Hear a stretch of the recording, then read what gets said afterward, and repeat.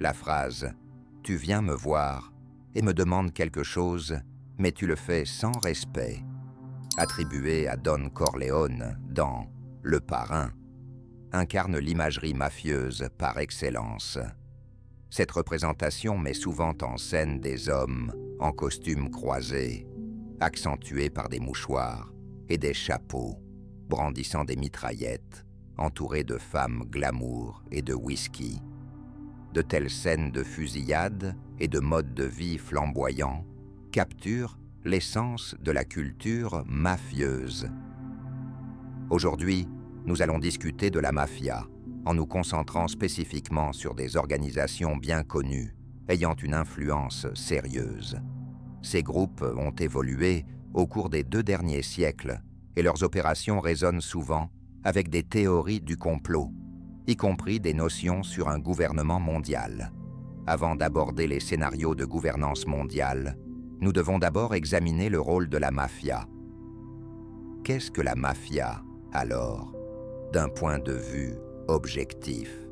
L'origine du terme mafia reste quelque peu ambiguë.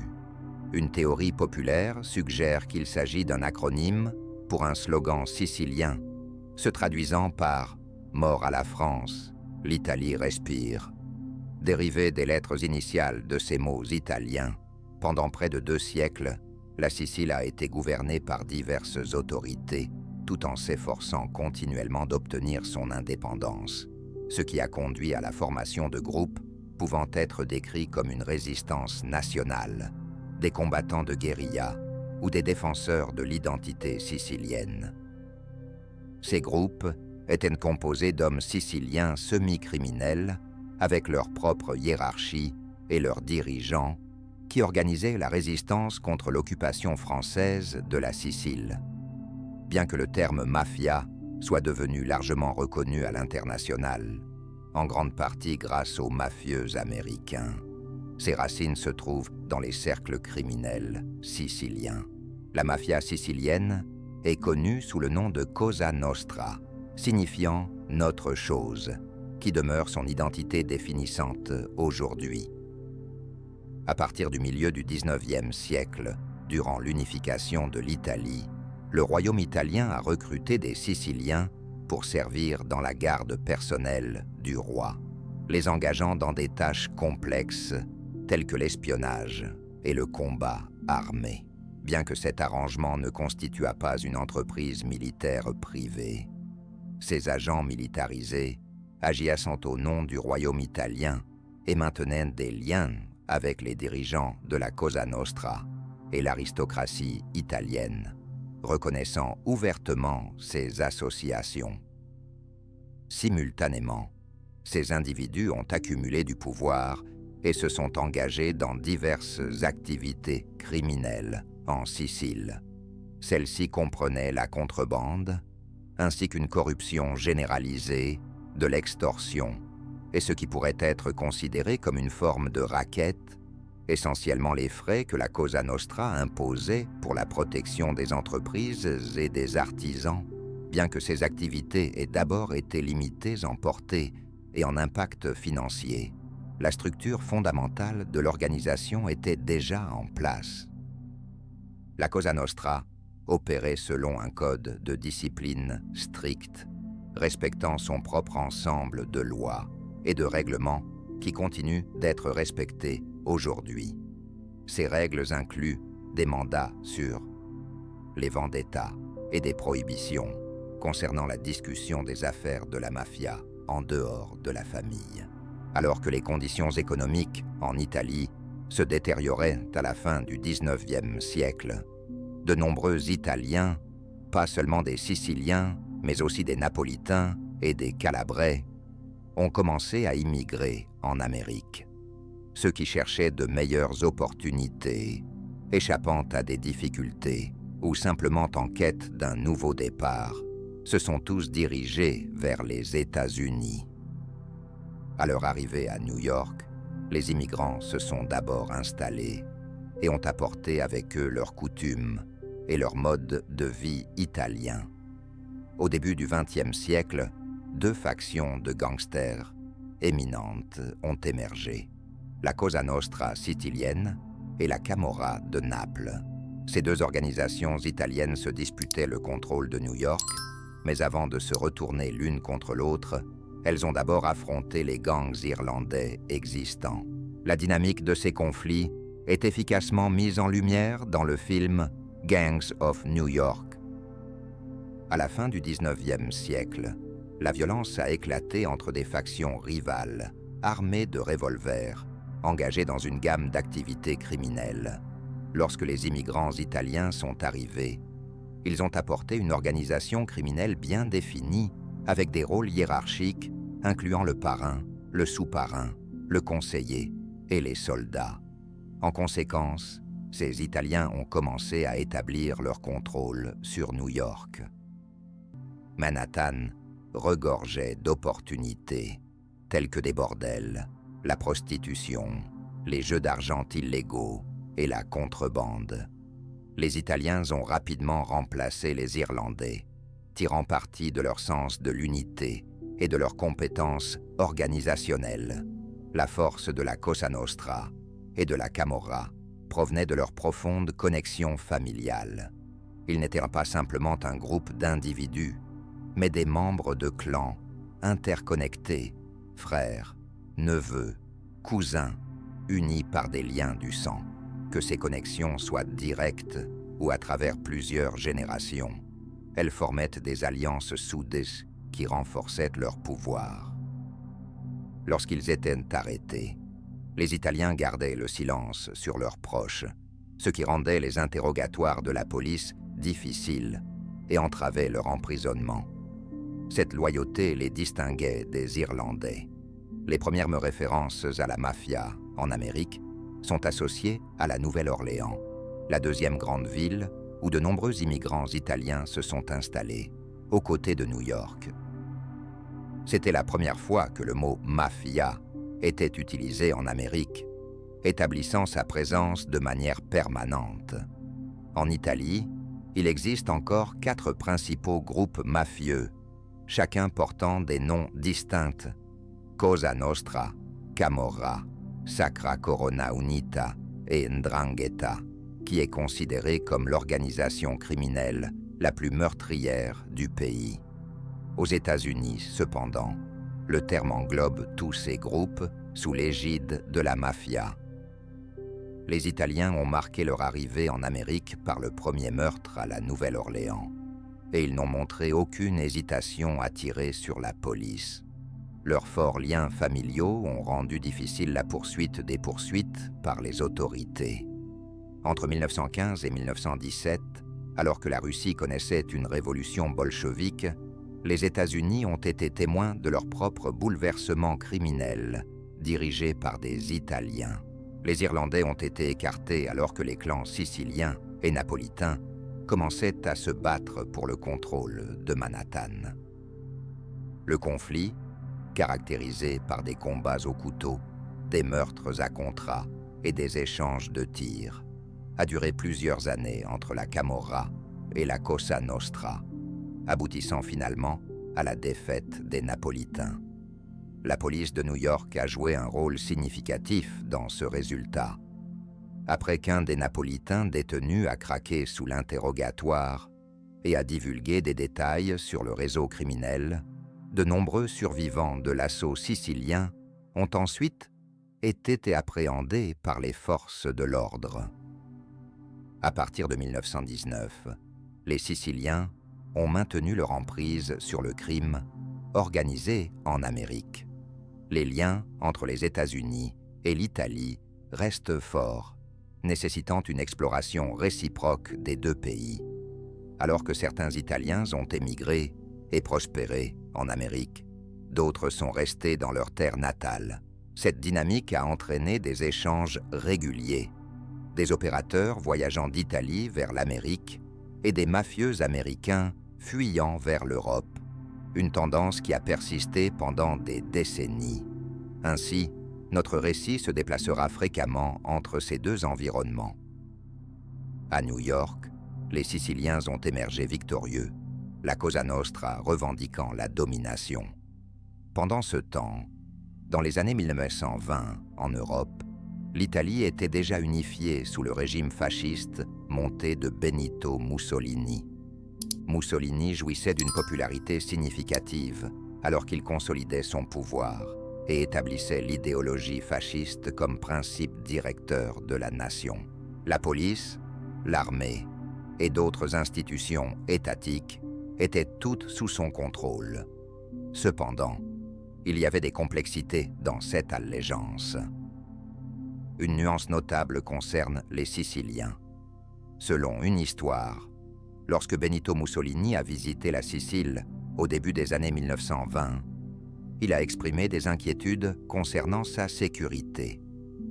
Le patron sicilien local, d'un ton condescendant, l'a rassuré en disant « Benito, tu n'as pas besoin de garde, tu es mon invité et sous ma protection. » Mussolini a souri et a reconnu « Oui, bien sûr, c'est très aimable. » À son retour à Milan, il a affirmé que la mafia devait être éradiquée, car elle usurpe les fonctions gouvernementales et recourt à la violence. La phrase « Tu es sous ma protection » soulève des questions de loyauté, car l'individu n'est qu'un criminel. En réponse, Mussolini a déclaré la guerre à la mafia, entraînant des pertes significatives pour la Cosa Nostra, du début au milieu des années 1920. Les gangsters faisaient face à l'emprisonnement, sans aucune chance d'un procès équitable.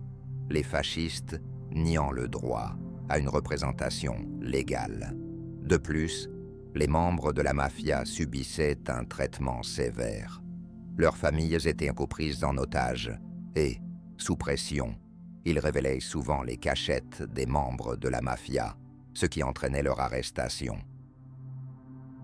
Au milieu des années 1920, les Siciliens avaient subi des revers considérables, poussant certains à se relocaliser aux États-Unis. Pour la mafia, Mussolini est devenu un adversaire contre lequel ils chercheraient à se venger en temps voulu. Aux États-Unis, un développement significatif a transformé la mafia en une organisation hautement rentable, l'adoption de la prohibition. Destinée à réduire la consommation d'alcool, cette noble cause a duré des années 1920 aux années 1930. Cependant, la réalité était tout autre. La prohibition était largement ignorée, avec des taux de conformité de seulement 5% dans l'État de New York et de 17% en Californie durant cette période. Qu'est-ce que cela implique? Les gens continuaient à boire malgré l'interdiction. Avec l'alcool légal indisponible, ils se tournaient vers les bars clandestins, qui prospéraient en conséquence. Les contrebandiers faisaient passer du whisky canadien, des spiritueux et même de la vodka russe par des routes illicites, y compris les Grands Lacs, la mer et la frontière terrestre avec le Canada. Ces boissons alcoolisées étaient ensuite diffusées à travers des casinos souterrains et un vaste réseau d'opérations de paris. Tout au long de cette période, la mafia maintenait le contrôle de l'ensemble de l'opération, alors que l'Amérique continuait à se livrer à la consommation d'alcool. Pendant cette période, des figures emblématiques ont émergé, notamment Lucky Luciano, Dutch Schultz, Meyer Lansky et surtout Al Capone. Bien que Capone soit peut-être le gangster le plus connu, associé au syndicat de Chicago, il n'était pas nécessairement le plus puissant, comme cela deviendra apparent par la suite.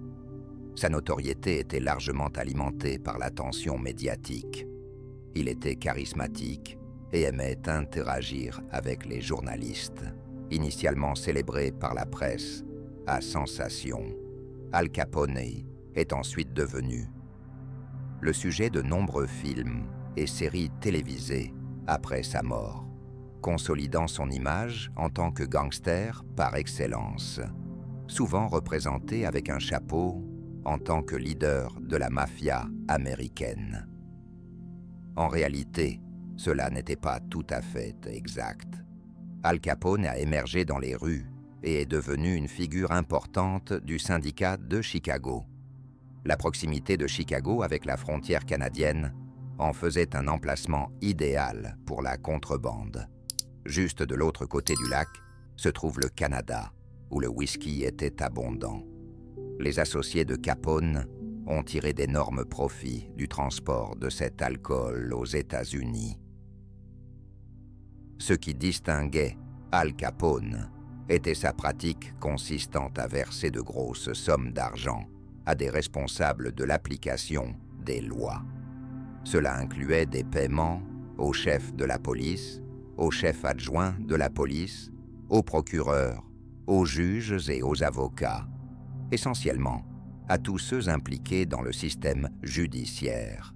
Pour une représentation réaliste de cette situation, regardez Les Incorruptibles avec Kevin Costner. Le film dépeint la formation d'une équipe spéciale du FBI envoyée à Chicago pour s'attaquer à l'influence de Capone. Pourquoi les appelle-t-on les Incorruptibles? Ils ont commencé à recruter des individus exempts de corruption et n'ayant aucun lien avec les réseaux criminels de Chicago. Cette approche a finalement conduit à l'arrestation de Capone, qui a été condamné, non pas pour son implication dans des meurtres à contrat ou la corruption, mais pour évasion fiscale. Cette méthode était privilégiée par le système judiciaire américain, car les peines pour évasion fiscale peuvent aller de 5 à 25 ans, selon le montant en jeu. En fin de compte, Al Capone a été incarcéré et est mort plus tard en prison. Mais il a laissé un héritage en tant que leader légendaire de la mafia. Pendant cette période, la mafia s'est également considérablement étendue, devenant une organisation puissante et riche. Dans chaque ville américaine, différentes familles criminelles supervisent diverses opérations illicites, mais la contrebande, pendant la Prohibition, reste la principale source de revenus de la mafia. Cette pratique est très lucrative, car le désir des gens de boire ne faiblit jamais.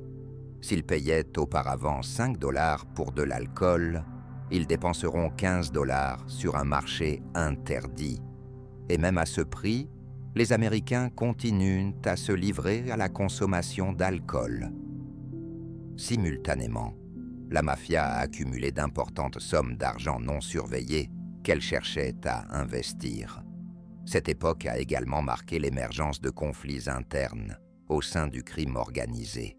Des figures notables de la communauté juive ont commencé à émerger, dont Meyer Lansky, que je considère comme l'un des gangsters les plus impressionnants d'Amérique.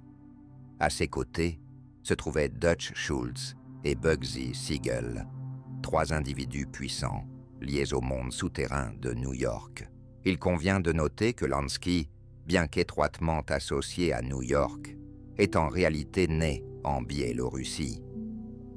Ces individus ont apporté une nouvelle dynamique à la mafia. Ils ont reconnu que gagner de l'argent ne suffisait pas. Ils devaient mettre en œuvre des pratiques de comptabilité pour gérer efficacement leurs finances. Avec un accent sur l'investissement et l'apprentissage du blanchiment d'argent, ils comprenaient l'importance d'avoir une approche structurée. À ce stade, la sophistication du système fiscal américain était limitée par rapport à ce qu'elle deviendrait dans les années 1970, non pas en termes de loi, mais concernant la manière dont les individus étaient surveillés, comment les autorités fiscales faisaient appliquer les réglementations et leur capacité à identifier les activités criminelles. À ce moment-là, ces systèmes en étaient encore à leur début.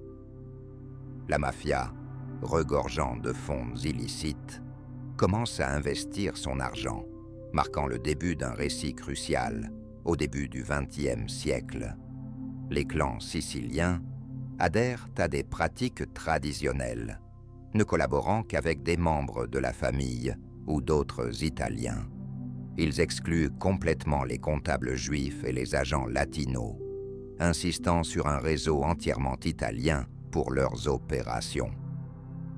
Finalement, des tensions apparaissent alors qu'une puissante mafia juive commence à émerger. Ces individus astucieux comprennent les questions financières et fiscales.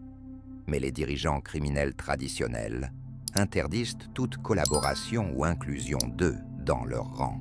Les anciens parrains de la mafia, moqués par les membres plus jeunes sous le nom de « Mustache Pete », deviennent de plus en plus irritants alors qu'ils s'accrochent à des méthodes obsolètes de gestion des entreprises criminelles, rappelant le 19e siècle. Les dynamiques commerciales ont changé, alors que les entreprises criminelles évoluent comme n'importe quelle autre. Le mécontentement commence à grandir parmi les membres plus jeunes, dirigés par Lucky Luciano. Bien qu'il ne soit pas encore un parrain de la mafia, son potentiel est évident.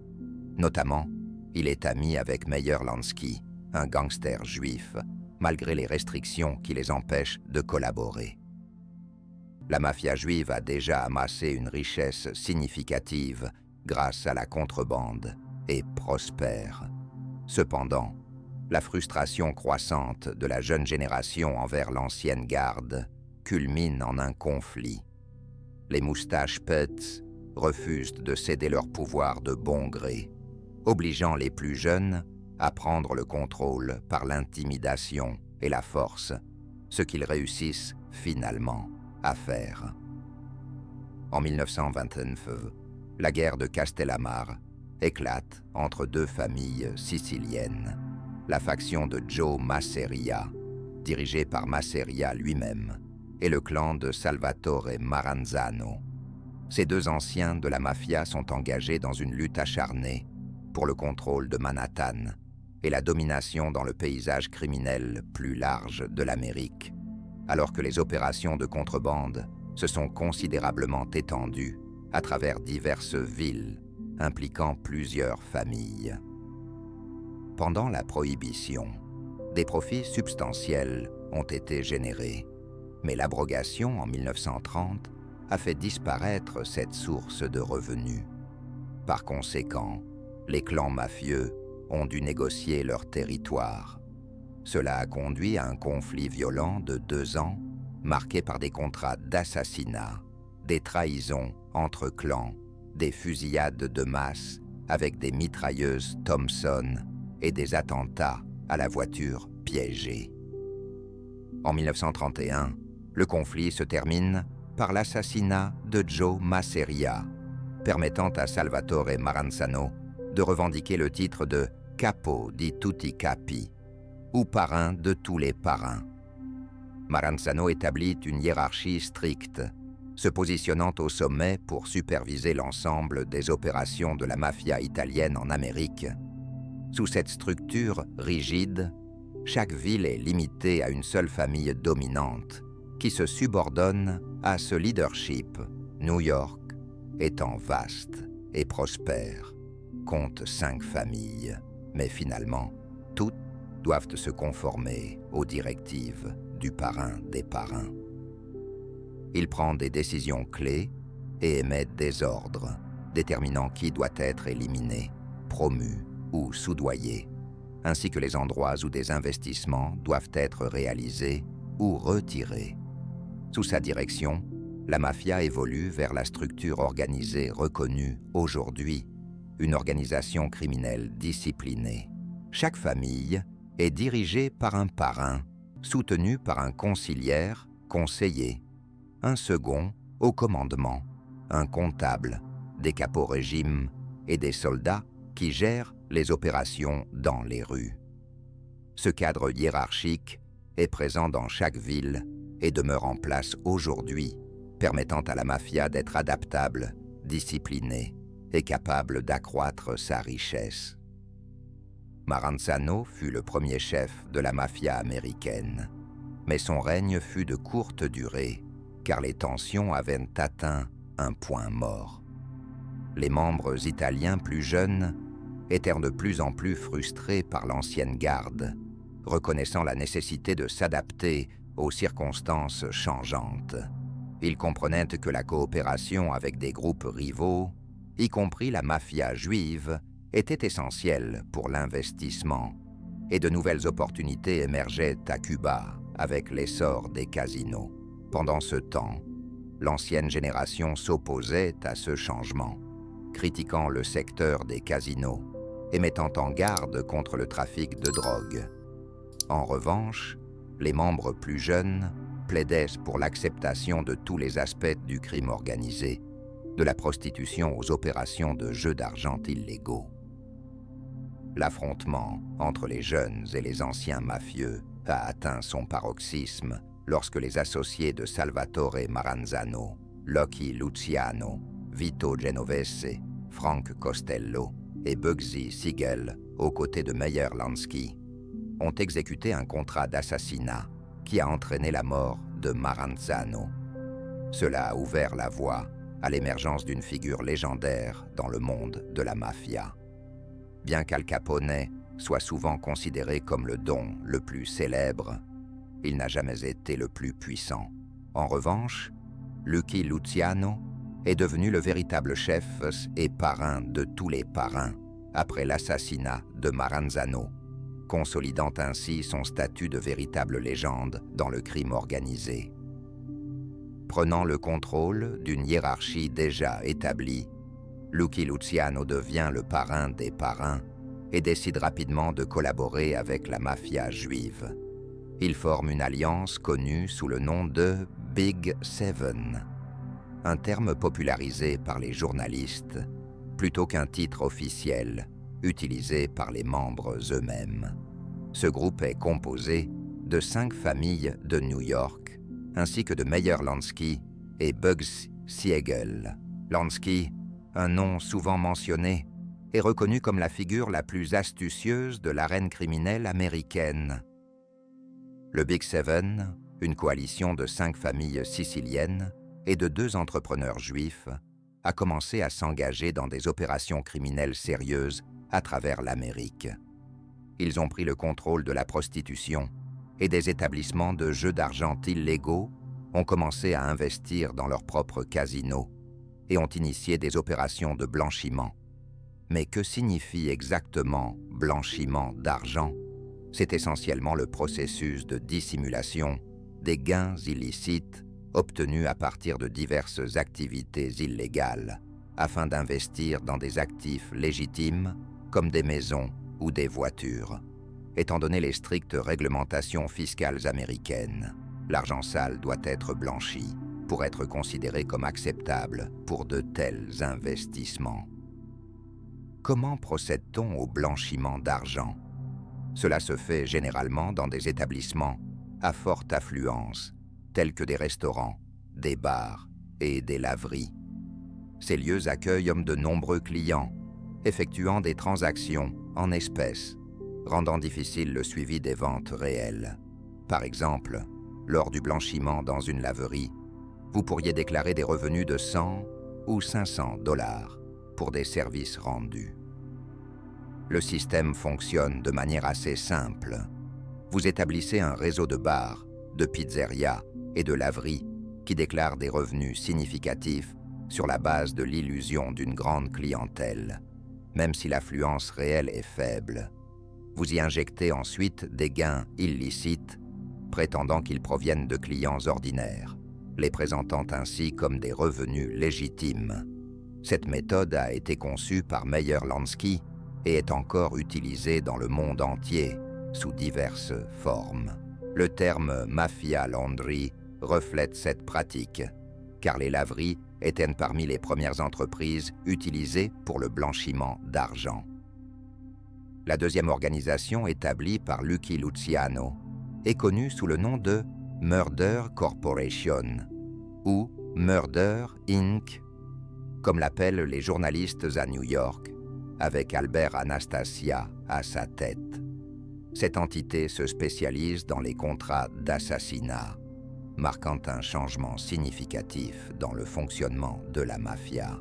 Contrairement aux arrangements informels du XIXe siècle, où des individus engageaient simplement un ami pour un meurtre, cette nouvelle structure implique une approche systématique pour orchestrer des assassinats.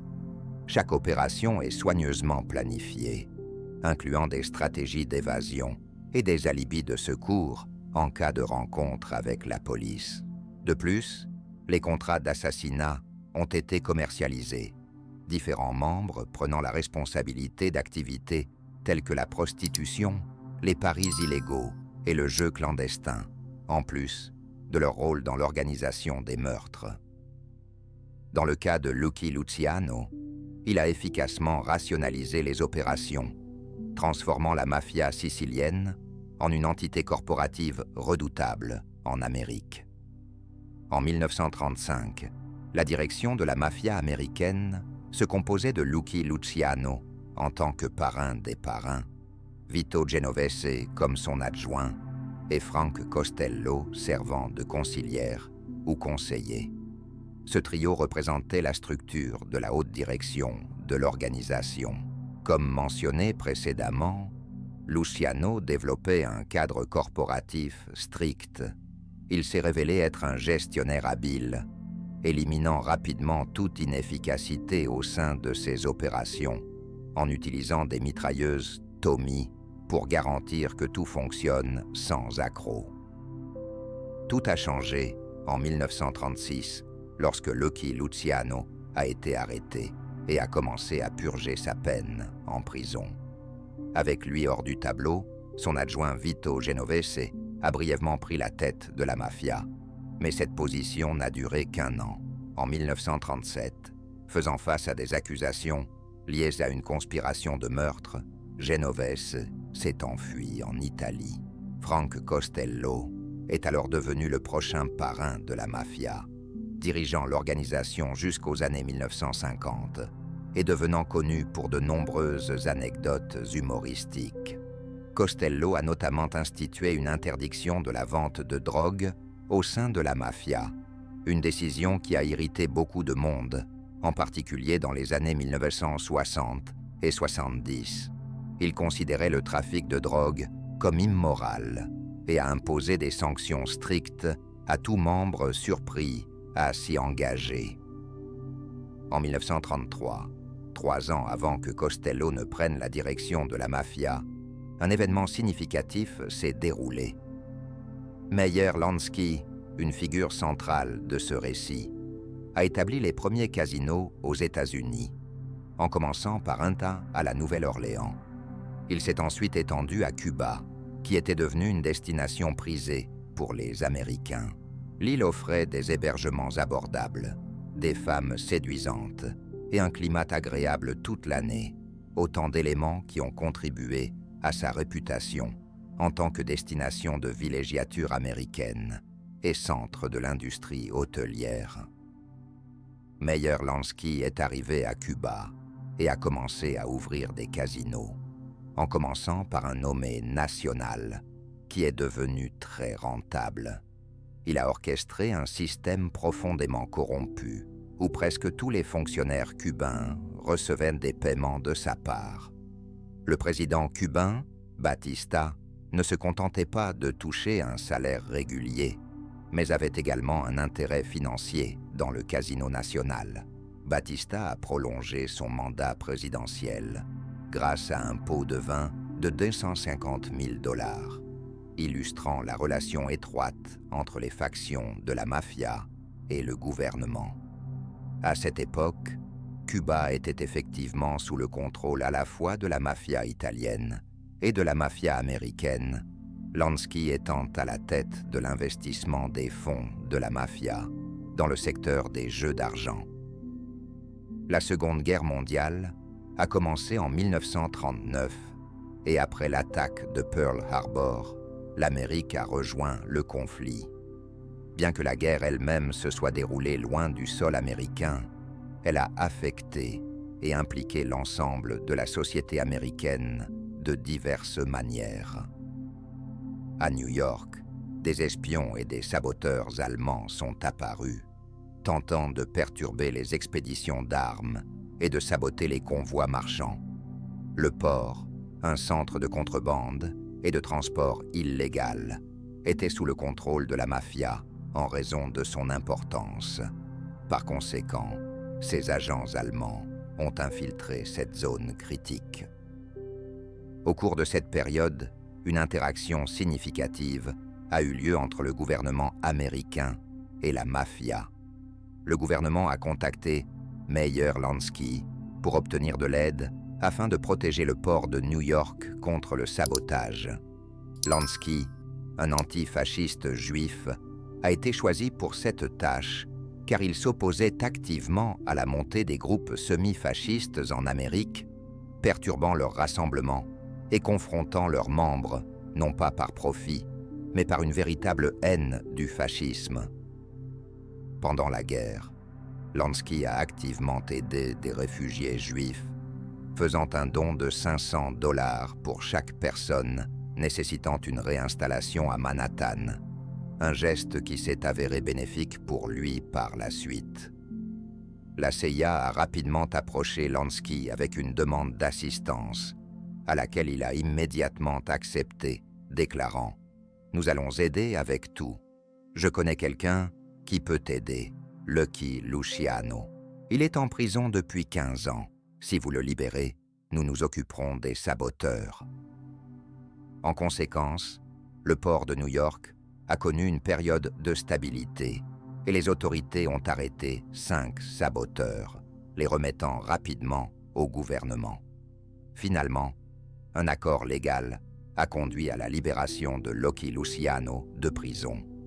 Dans le cadre de l'arrangement, Luciano devait quitter le pays et a choisi l'Italie, se rendant dans ce qu'il considérait comme sa terre ancestrale. Le deuxième moment décisif s'est produit avec les débarquements des troupes américaines en Sicile vers la fin de la Seconde Guerre mondiale. Bien que sa position stratégique à la pointe de la botte italienne ait joué un rôle dans la décision, la raison plus profonde était ancrée dans l'histoire. La répression brutale de Mussolini contre la mafia dans les années 1920 avait laissé une animosité durable parmi les mafieux qui n'avaient jamais oublié ses actions. La Cosa Nostra en Sicile a facilité l'invasion américaine de l'Italie en guidant les troupes sur les lieux de débarquement, en organisant des lignes d'approvisionnement et en identifiant des baies appropriées.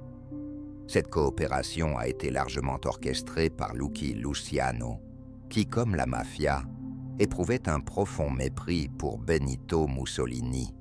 Par conséquent, cela a marqué la deuxième instance significative de soutien de la mafia au gouvernement américain. À ce stade, il est nécessaire de mettre brièvement en lumière 2 individus en exil, Lucky Luciano et son ancien associé, Vito Genovese. Comme Luciano, Genovese est sicilien et a maintenu une connexion avec Mussolini, qui lui a fourni $200 000 pour établir diverses entreprises, y compris des fournitures médicales illégales et d'autres affaires. Un membre de la mafia s'oppose à Mussolini, tandis qu'un autre le soutient. Les affirmations selon lesquelles les gangsters possèdent de l'honneur et de l'intégrité ou qu'ils tiennent leurs promesses sont trompeuses. Leur véritable priorité réside dans la recherche de la rentabilité. Par conséquent, Lucky Luciano aide à la fois les Américains dans leurs efforts et permet également à Mussolini de tirer profit. Suite au débarquement en Sicile, une situation intrigante se présente pour Vito Genovese. Avec la guerre terminée et Mussolini exécuté, Genovese fait face à un procès, non pas en tant que mafieux, mais en tant que criminel fasciste et collaborateur. Les détails de la manière dont Vito Genovese échappe à la poursuite restent flous. Cependant, 1 an après la fin de la guerre, en 1946, il se livre à la vente illégale de munitions, de fournitures alimentaires, de médicaments et de véhicules excédentaires provenant des entrepôts militaires américains. De plus, il possède une lettre d'un quartier-maître américain et une autre du consul italien à New York, indiquant son implication dans ces activités. Genovese tire effectivement profit. Auparavant, aux côtés de Mussolini, il exploite désormais des opportunités avec ses adversaires. Que devient le deuxième gangster exilé, Lucky Luciano. Vous avez peut-être entendu le terme « French Connection », qui fait référence à un réseau qu'il a établi pour faire passer de l'héroïne en Amérique, alors qu'il languissait en exil en Italie. S'ennuyant, Luciano conçoit un plan astucieux en collaboration avec d'autres. L'opium essentiel à cette opération provient d'Asie du Sud-Est et de Turquie, dont une grande partie est acheminée vers des laboratoires pharmaceutiques situés dans la ville historique de Marseille. L'opium est transformé et conditionné dans des laboratoires pour un usage médical, environ 20% étant rapidement reconditionné et introduit clandestinement à New York, en partenariat avec la mafia corse. Le reste est distribué à travers l'Europe. Bien que cela ait été débattu par la suite, le réseau de Lucky Luciano, connu sous le nom de French Connection, était responsable du trafic d'héroïne en provenance d'Asie du Sud-Est et de Turquie à travers Marseille, vers l'Amérique des années 1930 aux années 1970. Pendant 4 décennies, cette opération a généré d'énormes profits, marquant le début de la mondialisation des activités mafieuses. D'un côté, des acheteurs américains achetaient des drogues, tandis que de l'autre, la mafia sicilienne orchestrait les opérations, aidée par les gangsters corses de Marseille qui dominaient le marché. Cette collaboration était remarquablement efficace. La mafia était prête à se lancer dans une nouvelle ruée vers l'or, cette fois dans l'industrie des casinos, après l'ère du trafic d'alcool. L'industrie des casinos est profondément liée à Bugsy Siegel, un autre gangster emblématique et associé de Meyer Lansky. Issu d'une famille juive, Siegel a d'abord gagné sa vie en tant que videur et s'est impliqué dans des meurtres à contrat. Il a ensuite amassé une fortune pendant la Prohibition et, en 1937, s'est installé en Californie pour superviser des opérations de paris illégaux, se concentrant particulièrement sur les paris de course, qui se sont révélés très lucratifs. Il a prospéré dans cette entreprise en utilisant des communications par télégraphe pour des informations sur la bourse et les courses, remplaçant même une société de télégraphe par une autre contrôlée par la mafia. Alors que Hollywood prospère, la saga bien connue des liaisons romantiques entre gangsters américains et actrices commence, avec Bugsy Siegel en tête. Captivé par le cinéma, il assistait fréquemment à des premières et avait de nombreuses maîtresses, dont l'actrice Virginia Hill. En son honneur, le premier casino de Las Vegas a été nommé Flamingo. Après avoir géré des opérations de paris, la légende raconte que Siegel a envisagé de transformer Las Vegas en un Monte-Carlo américain lors de l'une de ses visites. Siegel s'est approché de son ami Meyer Lansky, qui était en réalité le superviseur financier de la mafia américaine, et a proposé « Meyer, créons un casino aux États-Unis comme l'aile nationale, à La Havane ».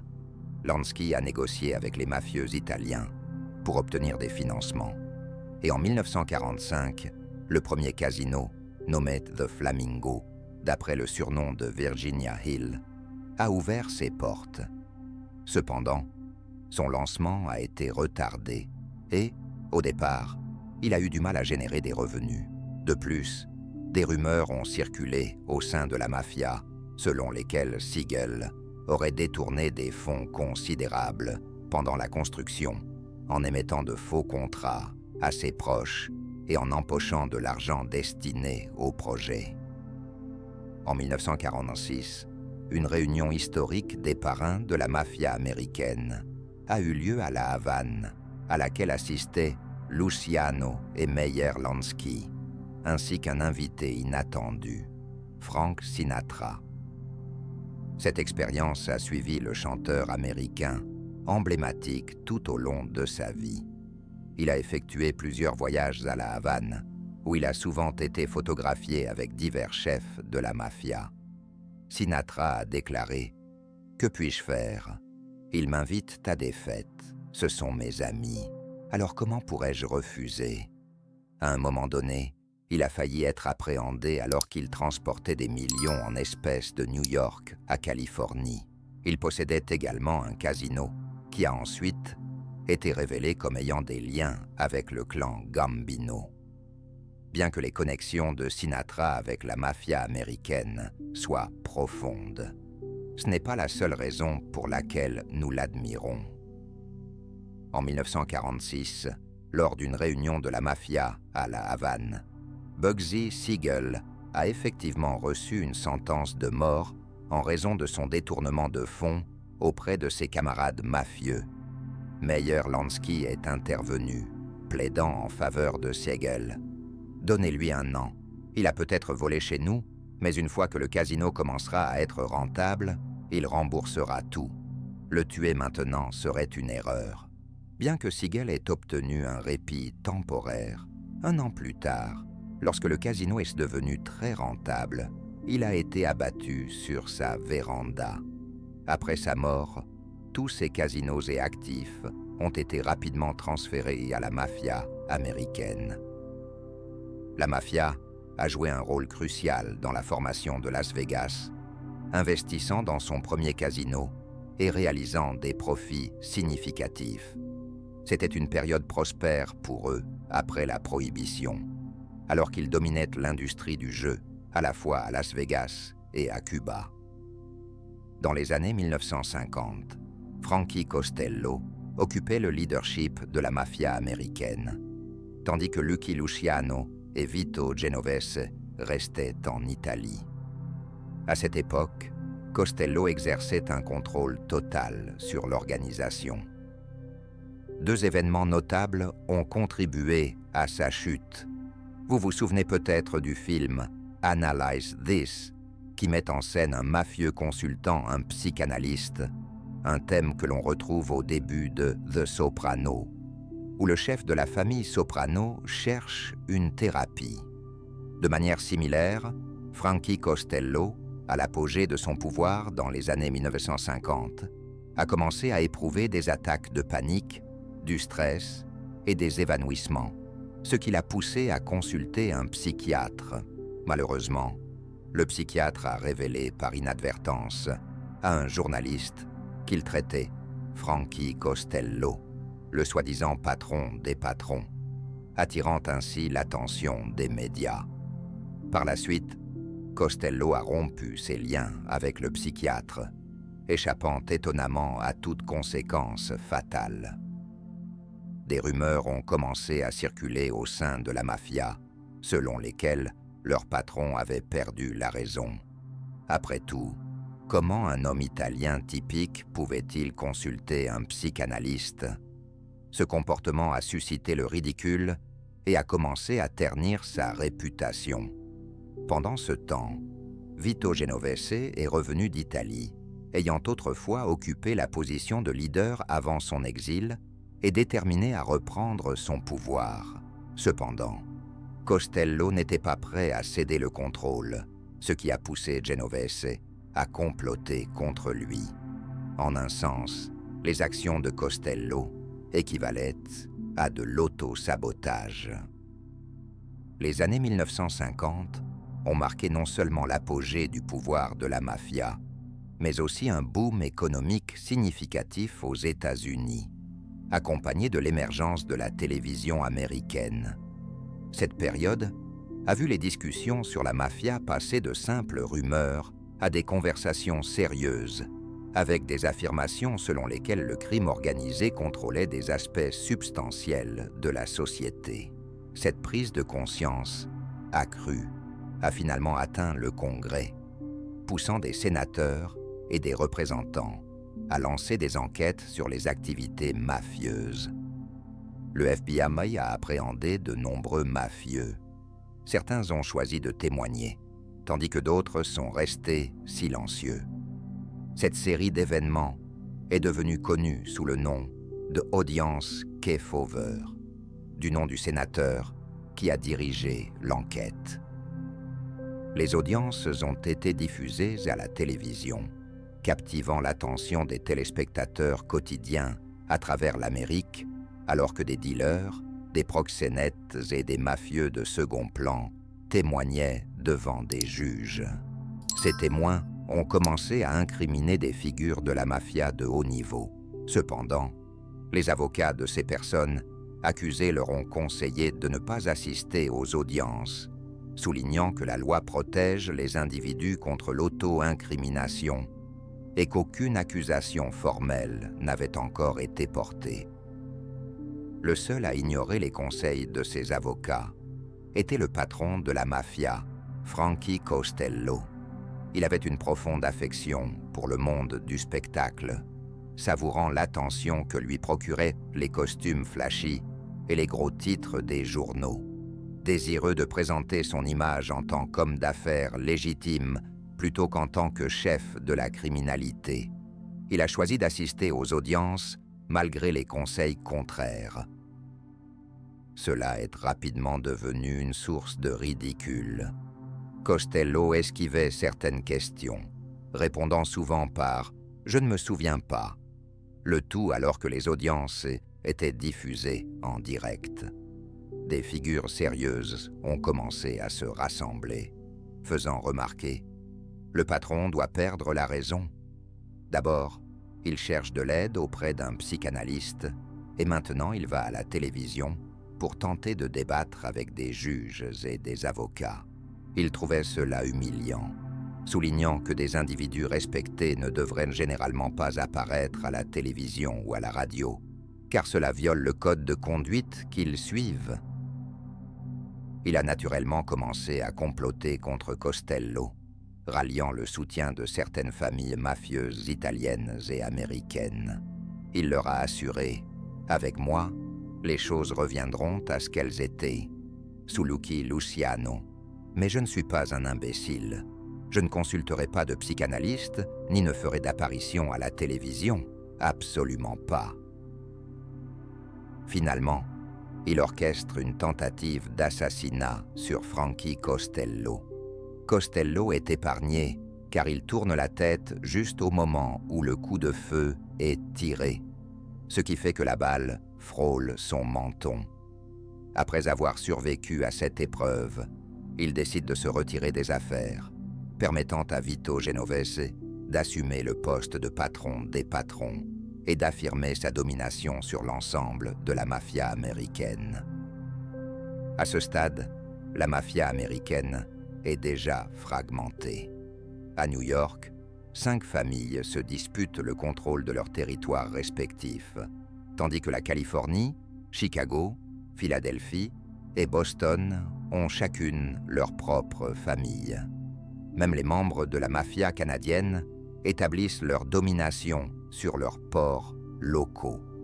En conséquence, la hiérarchie autrefois rigide qui dominait sous Lucky Luciano est en train de se désintégrer. Vito Genovese tente de rétablir l'ordre ancien, poussé par sa vanité, un trait qui va souvent de pair avec la culture mafieuse. L'attrait des costumes flashy, des voitures de luxe et des poses pour les paparazzi a longtemps été associé à la mafia américaine d'origine italienne, un lien qui conserve encore une certaine pertinence aujourd'hui. Vito Genovese cherche à rétablir l'ancienne hiérarchie et convoque les chefs de toutes les familles dans un ranch pour la célèbre réunion d'Appalachiens.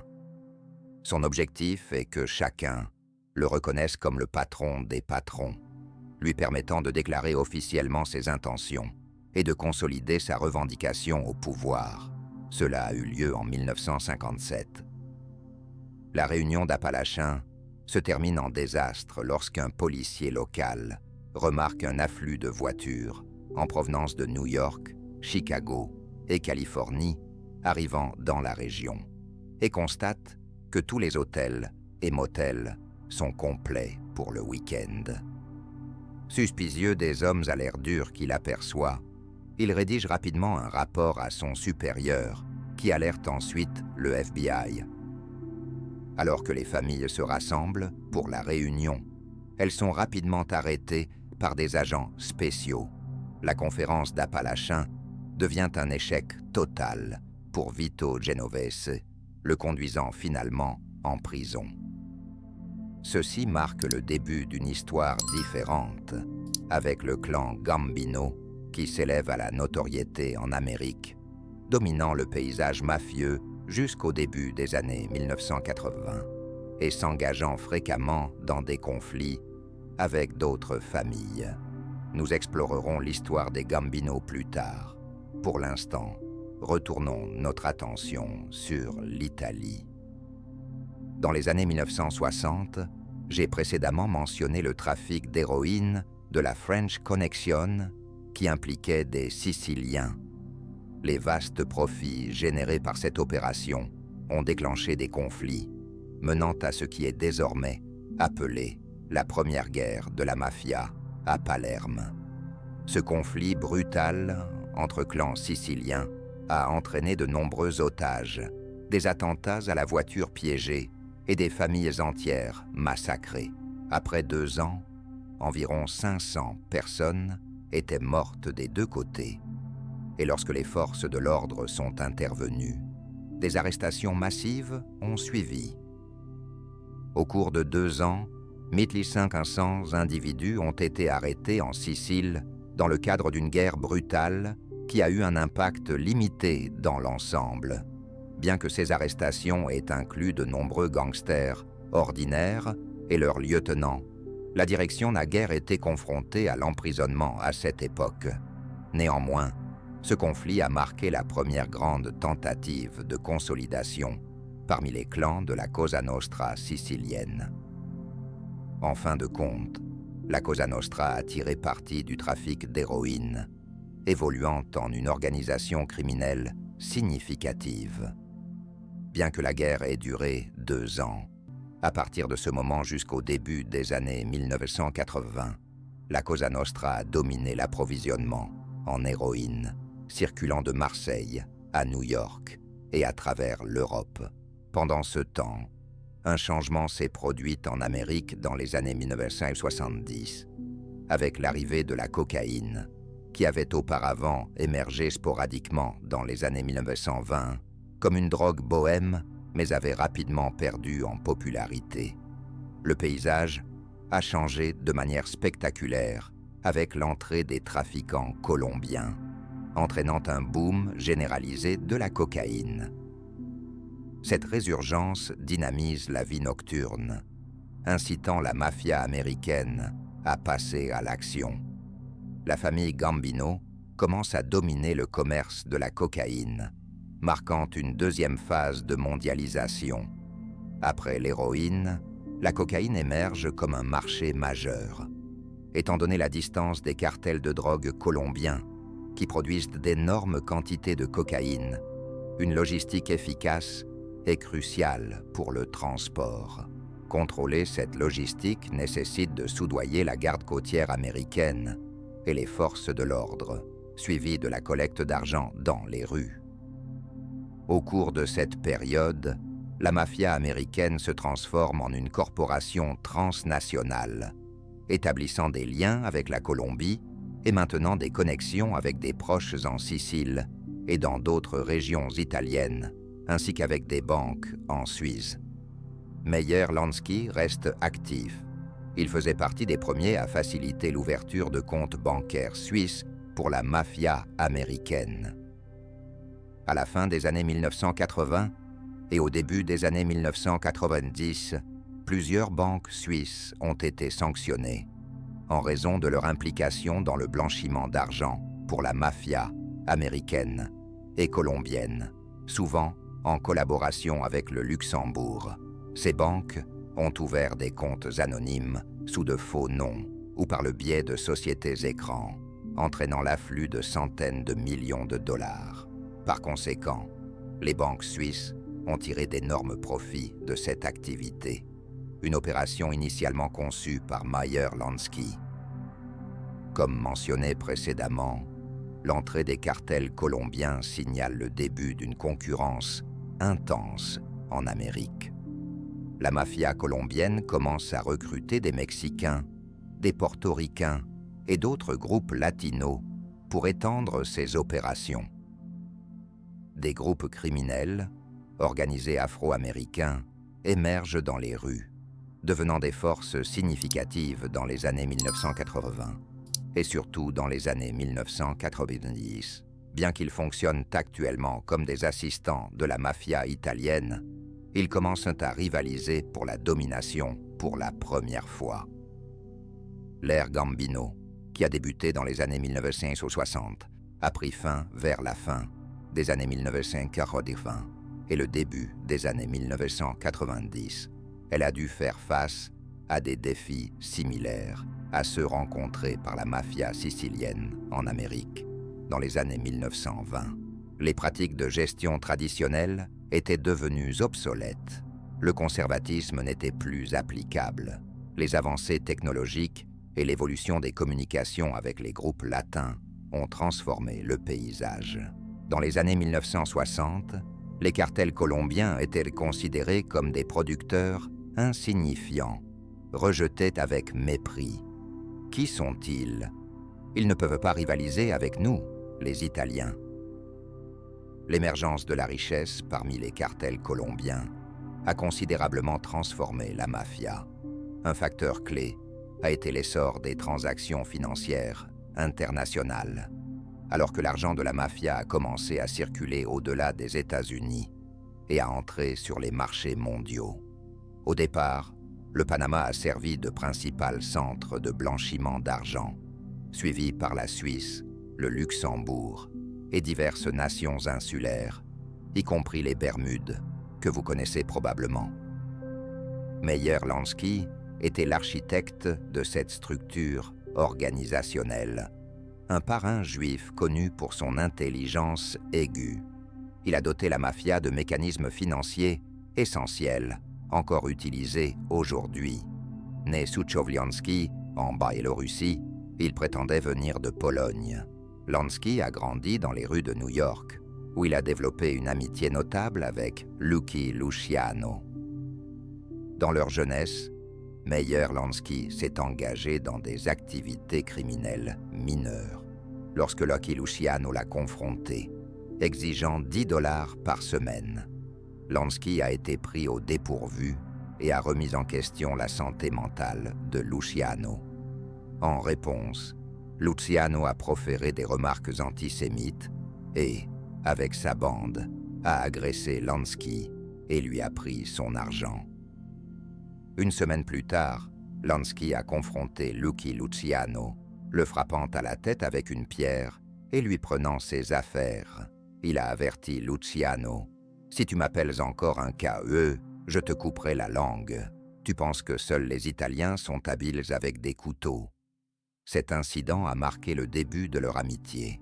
Pendant de nombreuses années, ils ont travaillé ensemble, Luciano s'occupant de l'aspect répressif de leurs opérations, tandis que Lansky gérait tout le reste, jouant un rôle significatif dans l'établissement du commerce de contrebande. Lansky a également orchestré la nomination de Batista en tant que leader de Cuba pour la somme de $250 000. Il était impliqué dans les projets de Las Vegas et était la personne à qui Bugsy Siegel s'est adressé pour obtenir des financements pour l'ouverture des premiers casinos. Dans un tournant humoristique des événements en 1959, lorsque Fidel Castro a pris le pouvoir, la mafia a tout perdu. Meyer Lansky, distingué par sa cravate et son chapeau, était le seul à s'approcher de Castro et de Che Guevara. Il a déclaré: « Vous nous avez tout pris, ce qui est très mal. Nous pourrions avoir besoin de vous tirer dessus. » Malgré le dialogue tendu qui a conduit beaucoup à considérer Lansky comme imprudent, il est parti de Cuba vivant, bien que tous ses biens aient été saisis par les révolutionnaires.